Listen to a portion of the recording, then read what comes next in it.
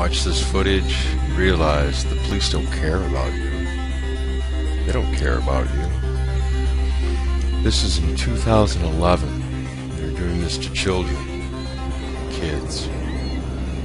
I wonder if they've ever done this to veterans before. In fact, that's rhetorical because I have footage here from 1932 where the Army comes in with tanks, bayonets, on horses, and gasses the occupation of veterans from the First World War who were protesting the fact that they never got paid.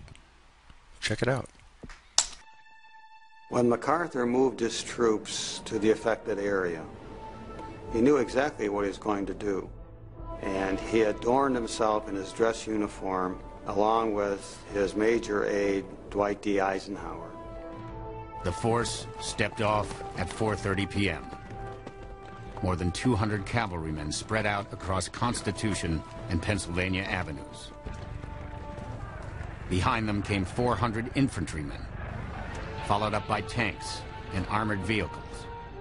I was about 7 years old at the time, and the troops were out on Pennsylvania Avenue.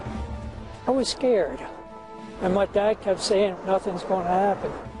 The cavalrymen, one of whom is Major Patton, have got their sabers out. The soldiers donned gas masks and without warning began hurling gas grenades at the veterans. The troops advanced, some jabbing with bayonets. Tear gas was just burning my face. I was trailing behind my dad, and he kept hollering, "Come on, boy, come on, boy."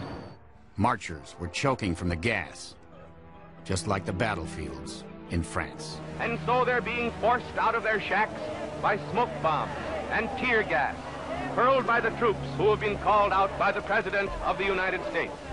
Chief Glassford stood by helplessly. The veterans did not believe the country for which they had fought would ignore the plight into which the Depression had placed them. Many did not believe that United States troops would take the field against them. By early evening, most of the marchers had been driven across a drawbridge that led to their main camp. The president does not want MacArthur to cross the bridge, and MacArthur disregards the order. Eisenhower later says that he saw this happen. MacArthur says, "I cannot bother with pieces of paper during a military operation." And so he crosses the bridge. All through the camp were scenes of panic. My dad says, "Let's get the hell out of here. The soldiers are going to kill us." Then troops began to set fire to their wooden shacks. One reporter wrote, "The blaze was so big it lit the whole sky. A nightmare come to life." The president looked out a window of the White House in the direction of the fire, then retired for the night.